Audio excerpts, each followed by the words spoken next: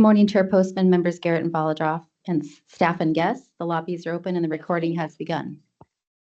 Thank you. You see the on her new person waiting too. Okay. We will convene the Washington State Liquor and Cannabis Board meeting for Wednesday, October 9th, 2024. One housekeeping thing just for those who testify online. Please note that the email that you send your sign-in has changed as our staff has changed.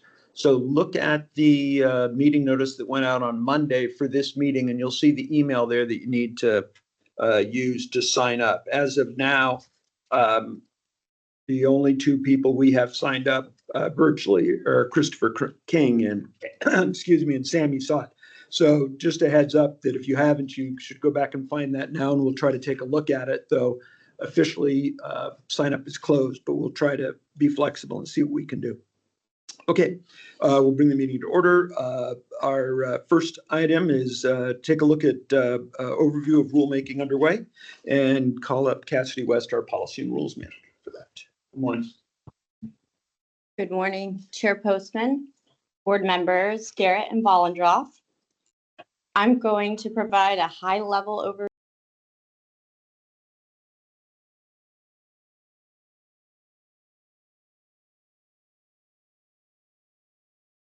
Then the other one is related to CCRS. Both of those petitions are now on our website. We've made a couple of rule timeline adjustments given the staff changes, as I mentioned yesterday. So today we will have 2 new rulemakings being initiated. Justin is going to initiate the ESOP rulemaking for Daniel. Jeff is going to be initiating the identification reform rulemaking. And I am going to be requesting the board's approval to file a CR 103 for not cannabis sampling, for the THC bill. We will also hold a public hearing on the proposed rules for cannabis sampling. Social equity. We are tentatively planning on filing the supplemental 102 either on October 23rd or in November. We're working on the rules currently, so we'll keep you updated on what that looks like.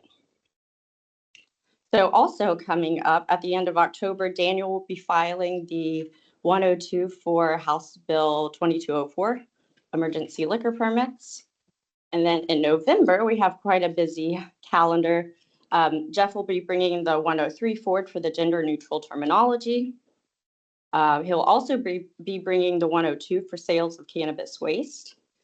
And finally, I'll be bringing the 103 forward for cannabis sampling. With regards to the rulemaking implementing House Bill 2151 for lab accreditation, we're working closely with our chemist and WSDA. So we're planning on filing those in November, but we'll keep you updated on that. And then I believe the last project is minors on premises, which we held stakeholder engagement, and it's quite the policy discussion. So again, working on the solidifying the timeline there. So unless there are any questions. Don't see any questions, so thank you for the overview. And now we'll move to general rulemaking and look at Jeff Kildall, who will join us for acceptable identification Sierra 101 presentation. Thank you. Good morning, Chair Postman and members Garrett and Bolidroff. This morning, I am presenting for your approval a CR 101 pre-proposal statement of inquiry regarding what forms of identification that liquor licensees may accept to verify a customer's age. This rulemaking will consider updates to WAC 314.11.025 for alcohol acceptable forms of identification, and also will consider minor changes to other rule sections regarding alcohol verification. In addition, this rulemaking will consider amending the similar list of the acceptable forms of identification for cannabis customers as well, contained in WAC 314.55.150. So for some background, in April 2023, the LCB accepted a petition for rulemaking from a member of the public requesting to amend WAC 314.11.025 to add an additional form of identification issued by the U.S. government that satisfies the requirements of WAC 314.11.025 to the list of acceptable forms of identification in WAC 314.11.025 subsection 3. This petition for rulemaking exemplifies that WAC 314.11.025 subsection 3 does not currently contain an exhaustive list of the forms of identification that are acceptable under that section.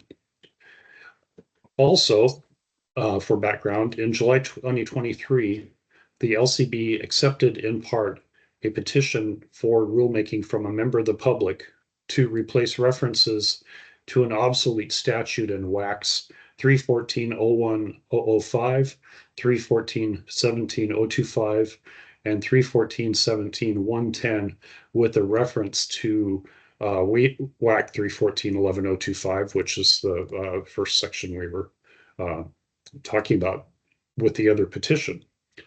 And because these two petitions for rulemaking address acceptable forms of identification regarding the sale, service, possession, and consumption of alcohol, it is logical and cost-effective to combine these two petitions into a single rulemaking project. This rulemaking project provides the LCB with an opportunity to examine the rules determining what forms are acceptable types of identification at large, and it also gives an opportunity to make rules in both categories more consistent with other state law. As mentioned, this rulemaking will also consider amending the companion cannabis rule regarding acceptable forms of identification, WAC 314.55.150. This rule section concerning cannabis has not been revised in content since it was first created in 2013. If approved today under our tentative timeline, the CR 105 will be filed with a code revisor and published in the Washington State Register on November 6th. We are planning public and tribal engagement sessions for early December. We anticipate filing a CR 102 on January 15th, 2025, and holding a public hearing on the possible proposed rules on February 26th, 2025. Under this timeline, permanent rules could be then filed as early as March 12th, 2025, with rules taking effect 31 days later. So thank you, and can I answer any questions on this rulemaking? Any questions on the 101? No questions. If not, is there a motion to accept the staff recommendation to approve the CR 101 for acceptable identification? This is Ali. I move that we accept the staff recommendation. Second. And this is Jim. I second that. Great, then that's approved. Thank you. Thank you, Mr. Kildall. Thank you. We'll move to the cannabis side of the house. Justin Nordhorn, our Policy and External Affairs Director, is filling in today. All right, good morning. Excuse me, Chair Postman, members Garrett and Wallendroff. I am here substituting for Daniel, who's going to be the lead on the ESOP rule development. So I'm here this morning to request approval of the CR 101, which is a pre-proposal statement of inquiry for rule development related to employee stock ownership plans, which is also known as ESOPs. If approved, the CR 101 will be filed today, and there will be informational or an informal comment period until November 9th. We plan on holding several internal meetings and tentatively holding 2 stakeholder engagement sessions the week of December 16th and having proposed rule language January 15th. This would follow a formal public comment period that would last until the hearing, which would be held on February 26th. Assuming no substantive changes are needed after the public hearing, we plan to have the final rules filed on March 12th, which would have an effective date of April 12th. So this request follows up on a rule petition the board approved in May of 2024.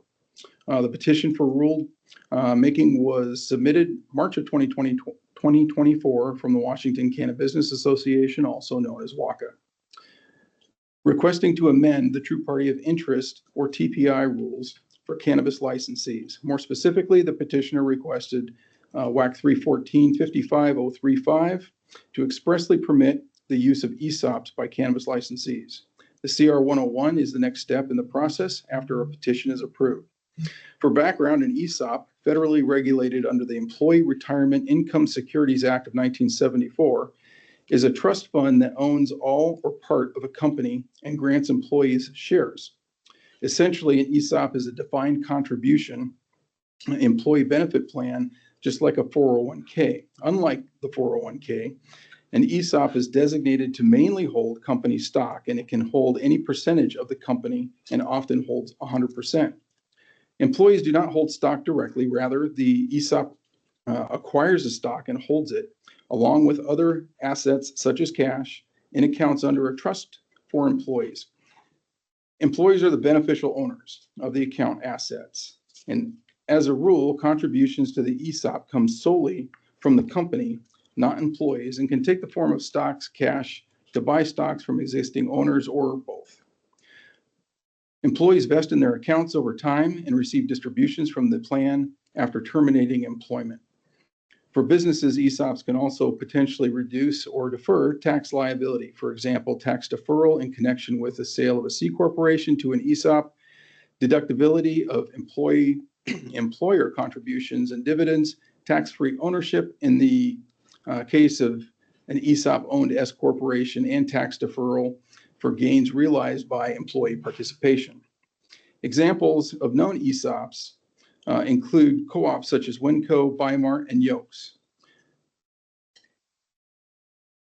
Concerns have been raised about how the TPI analysis will be done and how we will ensure ESOPs are able to conform with other relevant statutes and regulations in Washington. It should be noted ESOPs are already highly regulated. In 2023, the Washington Employee Ownership Program was established in Substitute Senate Bill 5096, passing unanimously in the 2023 legislative session. Substitute 5096, Substitute Senate Bill 5096, adds new sections of law 43-330 under the Department of Commerce and RCW 8204, which falls under the Department of Revenue. And those are for the program implementation. So the program was created to support efforts of business considering sale of employee ownership structures. And the program is administrated within the Department of Commerce and overseen by the Washington Employee Ownership Commission. Also involved in the Washington Employee Ownership Program is the Department of Financial Institutions. ESOPs are recognized under federal tax law as qualified defined contribution retirement plan. An ESOP must be designated to invest primarily in qualifying employer securities and meet certain other requirements. The IRS and United States Department of Labor share jurisdiction over some of the ESOP features. While the initial scope of the project was limited to cannabis, we have worded the CR 101 to allow us to address liquor licenses if it becomes appropriate, but we are by no means required to change the liquor TPI rules. And we already have some ESOPs in the liquor licensing area. So a note of reference I want to offer is, although this topic is not present in the Social Equity in Cannabis Program rule development, in our efforts to evaluate different policy changes and impacts as they relate to equity, we found a relevant study on ESOPs. So Rutgers University Institute for the Study of Employee Ownership and Profit Sharing, titled Building the Assets of Low and Moderate Income Workers and Their Families, the Role of Employee Ownership. The study finds that being part of an employee ownership in an employee stock ownership plan, the company can have life-changing effects for those employees. So in terms of overall findings, the author concluded that ESOPs support wealth building for low and moderate income employees in the following ways: increasing retirement security, supporting leadership and skill development, supporting retirement and helping financial inheritances, reducing, although not eliminating, gender and race wealth inequities, enhancing quality of work-life and work-family balance, and improving overall economic and social stability. So to conclude, I'm hereby requesting the approval of the CR 101 to initiate rulemaking on including ESOPs in the agency's true party of interest rules. I'm happy to answer any questions. Questions on ESOPs for? Oh, well done, thank you. Then is there a motion to approve the CR 101 for employee stock ownership plans? This is Jim. I move that we approve the CR 101 for employee stock ownership plans. Is there a second? Is there a second? Sorry about that. This is Ali. I second. I thought we were gonna have a debate. Okay, great. Then that is approved. Thank you. Thanks, board. Moving on, our second action item, Cassidy West will join us again for presenting the CR 103 for implementation of McGraw's second substitute Senate Bill 5367, which we call the THC Bill. Thank you. Good morning again. So as you just stated, this morning I'm here to request the board's approval to file the CR 103 to implement the THC Bill provisions. The purpose of the legislation, as you know, was to address the rise of intoxicating THC compounds and products that emerged onto the market in response to the unintentional loophole that was created by the 2018 Farm Bill. The legislation expanded LCB's authority to regulate other THC compounds, not only Delta-9, and it significantly impacted how THC products are regulated. The legislation became effective on July 23rd, 2023, and several changes were made. Changes to definitions. The definition of THC concentration was amended to include other forms of THC, not just Delta-9. The definition of cannabis products was also expanded. We have new definitions of package and label that we had to revise the rules to align with those requirements, and so those were the major changes. So we initiated this rulemaking on June 21st, 2023, and held a series of different engagements. We had surveys. We also had virtual engagement sessions. This was somewhat of a longer engagement period than typical, but we were amending 6 rule sections. So we received after the public comment period ended on September 11th, and the public hearing was held. So during that period, we received 2 comments from people who provided oral testimony, so the WACA and also Cannabis Alliance. And then we received additional comments, so 3 comments from our public health and prevention partners, and then 1 from Treeline Analytics. And so in some form or fashion, we've incorporated all the stakeholder feedback, either in the rule language or in how we're going to implement the legislation. So WACA and Cannabis Alliance were concerned with the proposed amendments in WAC 314-55095, which placed the 0.5 milligram per gram per serving limit for THC compounds other than Delta-9. There was a general lack of clarity around what additional THC compounds meant, and which ones were considered to be under that serving size limit threshold. The comments that we received from the public health and prevention partners were very similar in nature. They requested an expanded list of cannabinoids to be tested in WAC 314-55102. They also had concerns regarding the low THC beverage transaction requirements that we included in WAC 314-55095. And we simply included the language reflecting what was changed in statute by Substitute House Bill 1249. So we've addressed the public health and prevention partners' concerns by talking with WSDA and our enforcement team, and we're going to work on a collaborative approach to monitor the situation. So while the rules do focus primarily on Delta 9, we are aware that innovation occurs, and of course, we want to monitor the situation while also providing flexibility within the industry. And then finally, the comment from Treeline Analytics, they pointed out a technical error, and so it really actually was for a technical improvement. We did not include the ratio in the equation of total THC. And I just want to go back for a second to WACA and Cannabis Business Alliance comments. So we did amend the final rules to include a list of cannabinoid compounds that are not considered to be part of the established serving limits under WAC 314-55095. So these compounds would include CBN, CBG, some of the minor cannabinoids that are known not to have intoxicating effects. And just because, so what that is a list that says if it's these things, don't worry about it. Exactly. Right. Good. Thank you. Yeah. And then, so those were the changes in the rules. And then the last change we made, which actually was separate from comments that we received from stakeholders, this was just an unintentional removal of the 10 units of cannabis infused products. So that's back in there. And then the final change, and this is not written in rule, but again, part of the implementation, we will have a delayed implementation, so 90 days after the rules are filed, which is January 7th, 2025.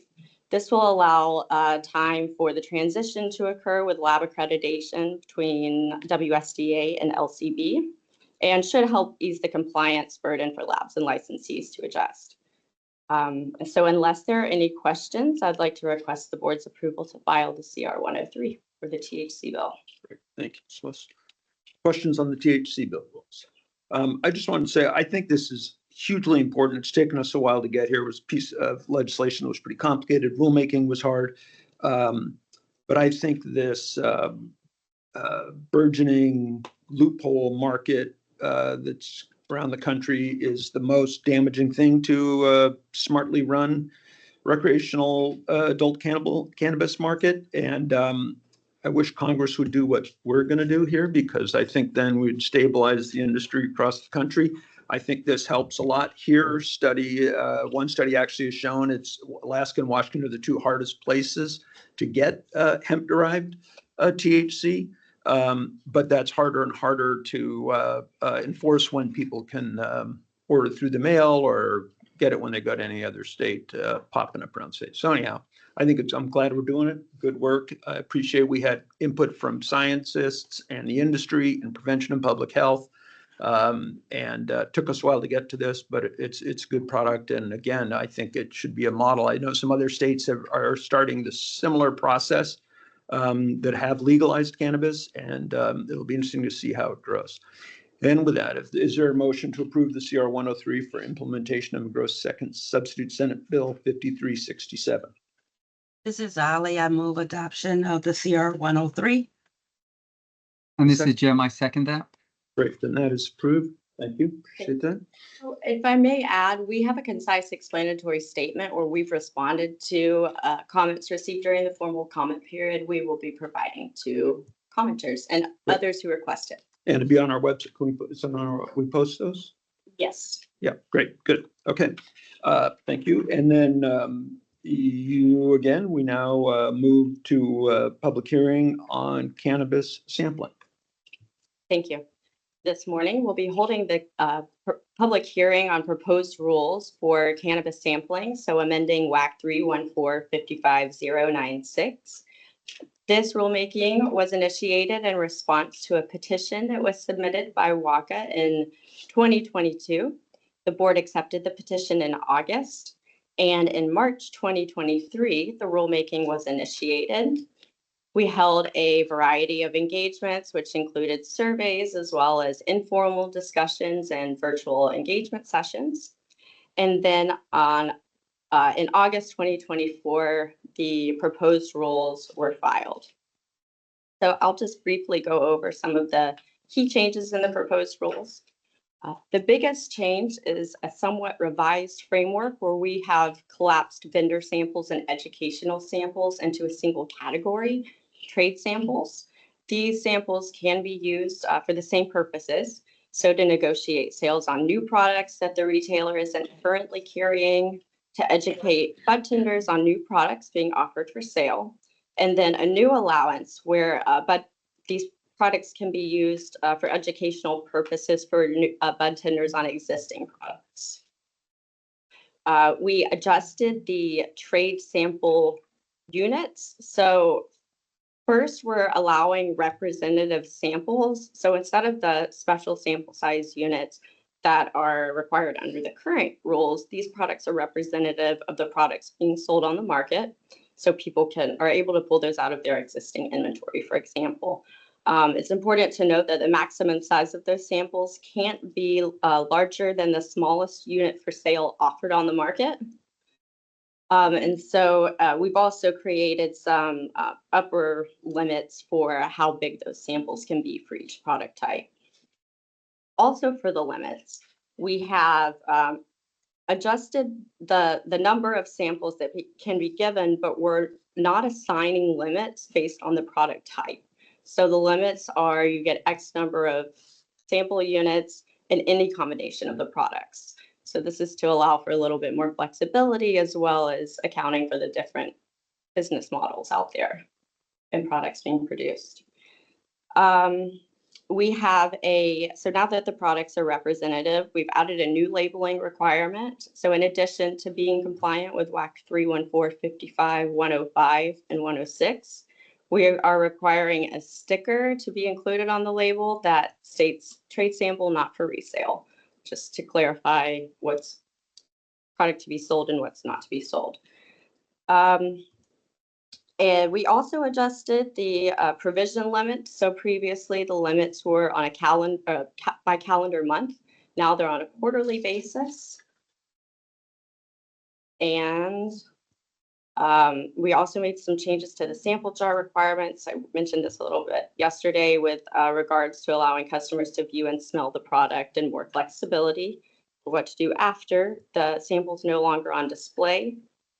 And then we also amended some of the internal quality control sample rules so that we extended the limits. And I just should clarify that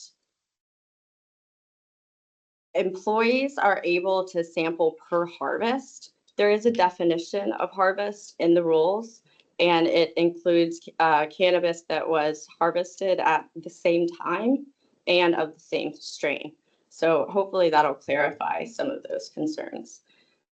We've received 8 comments, 7 yesterday. We received a new one after the hearing, or I'm sorry, after the caucus yesterday. And the newer comments were on concerns with internal quality control sampling, generally, really more so about the limits. And so unless there are any questions for you, from you, then we can have the hearing. And then also I should mention, I can't answer any questions during the hearing, but am available afterwards. Okay, so I think we will save any questions the board might have to after, and we'll now open the public hearing on cannabis sampling. Everybody who's signed up gets 3 minutes. When you have 30 seconds left, Gretchen will gently remind you your time's about up, and then we'll ask you to conclude. Please keep your remarks in this public hearing just to the question of the rules before us in WAC 314 55096. And the first person signed up is Vicki Christopherson.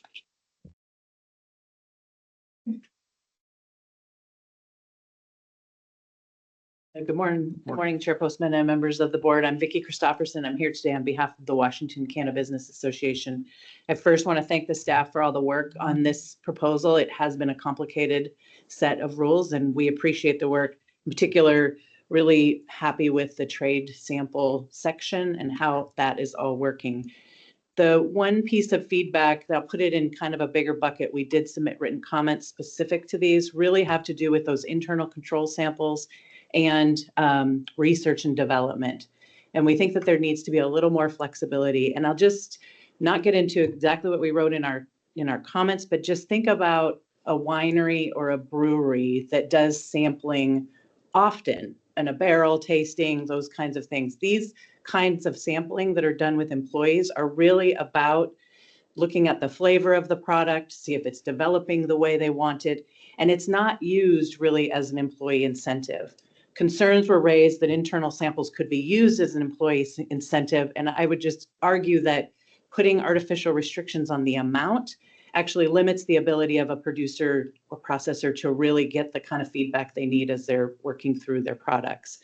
I think it's cannabis prices are very low right now, and we really don't see people coming to work for a cannabis business in order to get a sample. These sample sizes are not enough to be a real incentive for an employee, and this gets to fundamentally sort of that culture shift we've been talking about for a long time, is not looking at these businesses as though and crafting regulation under the assumption that a business is somehow going to use it to do something bad with it, but rather try to look at these businesses like they are, which is regulated industries just like wine, beer, and spirits, and try to create the flexibility that is in those industries is consistent for us.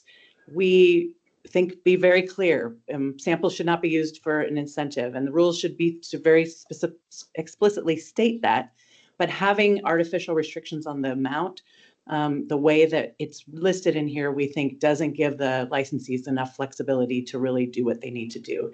And we'd especially like some recognition for R&D, product that's in development, not yet being sold to consumers.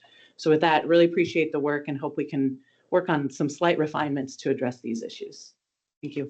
Thank you. Appreciate the comment. That's our only person signed up for the public hearing, so I will close the public hearing on the WAC through 1455-096, which now brings us to the general public comment period of our meeting. Again, anybody who has signed up gets up to 3 minutes to speak. We ask you to limit your comments to LCB business as much as possible. If you go too far off, I may let you know and see if you can get back on track. Ask everyone to be respectful of everybody in the room, online, and anybody who just be respectful in general would be great. And please, no disruptions. People in the room here, remember the microphones in the ceiling are very sensitive and pick up rustling paper or side conversations or phones ringing or anything of that. So take that outside. And with that, and again, when you're 30 seconds from the end, we'll remind you. Gretchen will gently step in there, and then we're going to ask you to just finish at 3 minutes. So thanks for your cooperation. The first person we have signed up online today is Christopher King.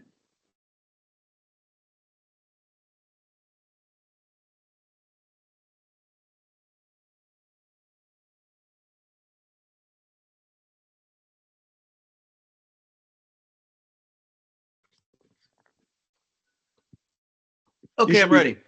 Yep, great. Terrific. Yeah, great morning, folks. What I wanted to share with you, I just wanted to apologize because there was some confusion last week a couple weeks ago when I spoke, and I got a little upset and I threw this thing down to the ground. This is Kim Potter and Dante Wright. You recall that you guys, your staff hired Kim Potter with no overview or oversight from you guys, and she manslaughtered Dante Wright, and so that's not good. It's more than that though. But at any rate, I was not quite exactly genteel in my approach. So I'd like to correct that. And what I want to do is I'm going to autograph this one and send it to you so that you can keep it. Yeah. So Chandra Wax, maybe you can give it to Chandra Wax and she can hold on to it. So next time I see it on their board, I'll make sure to bring this to you. And I want to frame it too, but our frame, we tried to find a suitable frame, but this was a little too small. So we're going to get a proper frame, to present any type of gift should be framed, shouldn't it? Framed, set up kind of like you did to the blacks and the browns in cannabis for all these years. So let me tell you something. Unlike anybody else that comes before you, I never had a dog in this race, okay? I came to you as just a consumer of cannabis for the past, 50 years of my life, and I voted for your I-502. I did all of that. And then I come to learn all these things about your agency that actually foment racism. Your agency foments racism. You know how you do that? You do that because most people don't know your sordid past. I have it on good faith believe that there were a number of applicants who were not qualified, white applicants who did not have the requisite cannabis on their licenses that got licenses while black and brown were denied, okay? That creates a situation right there where it calls for, a strict scrutiny test and remedial actions. Yeah, because race was involved as the determinative factor. So therefore, to make a remedial plan, that could involve race. That's a strict scrutiny test. I've gone over that with you before. Okay, and and I understand, I hear it on good faith that, lawyers are coming to sue you for this. But in any event, the thing is this, the mass public doesn't know your true treatment of black and brown. So when they hear about social equity, they get upset about blacks trying to get something to which they're not entitled, when really they're just trying to get back what they already had and should have now. And that's a problem. And I'm going to tell it. Yeah, that's what I'm going to do. And I'm doing it right now. And I'll continue to do so. It's bad. It's very bad. And, it's just such a series of coincidences that brought me into this whole thing. I didn't have any idea that Co-op 138, that they were my neighbors. They live like half a mile from me, if that far, right? Literally at the end of my street. Okay. And I see now when Shannon Angel wrote that letter that went Christopher, you to, have 10 seconds. that went to the Skagit authorities and they got raided illegally and all that stuff. When Shannon Angel wrote that letter and said that they didn't have a co-op there, a licensed medical co-op Christopher, there. that's your time. Wait a minute. You just said I had 30 seconds. You started a little late. Go ahead. You got 20 seconds left. I'll give you your 20 seconds. Well, thank you. It's mighty white of you. So anyway, listen, that whole thing, I come to find out now that there was hidden video. There was a hidden court hearing in Skagit County that they didn't show these people until now. And you guys are complicit in all of this. So I'm going to document the things you've done to wreck medical cannabis and to wreck black and brown. And I'm going to educate the public. And with that, I look forward to giving you your gift next time I see you. Have a nice day. Okay, the next person we have signed up is Sammy Saad.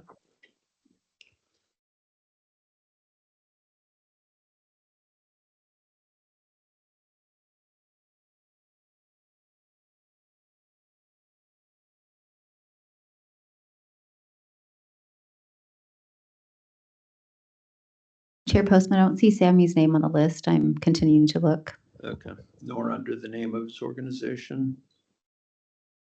Okay, let's just look for 1 second. That's the last person we had signed up. So we'll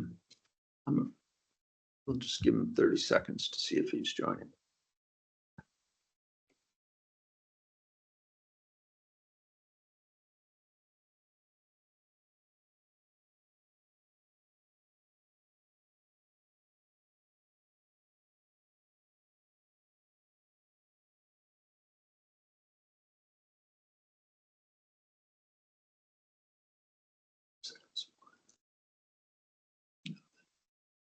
See his name or the organizations. Okay, Mr. Saad, if he joins later, he can submit comments by writing, of course. And again, if you are signing up to speak remotely, please pay attention to the emails that you get announcing the meeting. That'll tell you where to send that email to. And with that, we're adjourned. Thanks. But no, oh, sorry, no, we're not adjourned. We have one person signed up inside the room. I'm sorry. Vicki Christopherson. Sorry. Sorry. Not personal. No worries. Thank you, Chair Postman and members of the board. I'll be brief. Vicki Christopherson on behalf of the Washington Cannabis Business Association. I just wanted to raise two things. First of all, thank you for filing the CR 101 today on ESOP. We have been doing a lot of research on this. I appreciate the mention of the studies and doing a lot of thinking about structure, and really look forward to the conversation with staff to build a strong opportunity for cannabis businesses here in the state of Washington for this important type of business structure. Secondly, thank you again for now finally getting the THC bill, as it's called, adopted. We do feel Washington has the strongest laws in the country, and we are part of a national organization. We hear often from our colleagues in other states that they want to replicate the work we've done here. I have to put a plug in for what is known as the Miller Amendment that is currently sitting in the Agriculture Appropriations Act in Congress. We hope that that gets incorporated into the final budget, and that will close that loophole and help us and help work with you to enforce. Now, we hope that the attention can shift again to making sure that we're doing everything we can to keep THC in the regulated market with those that want to be regulated and ensuring that they're selling safe products to the appropriate people and not to children. So we look forward to working with you as you implement those rules. Thanks for your time. Thank you for comments. Chance, Mr. Sodjoin, no? Okay. Now, going once, now we will adjourn for today. Thanks, everybody. See you next week.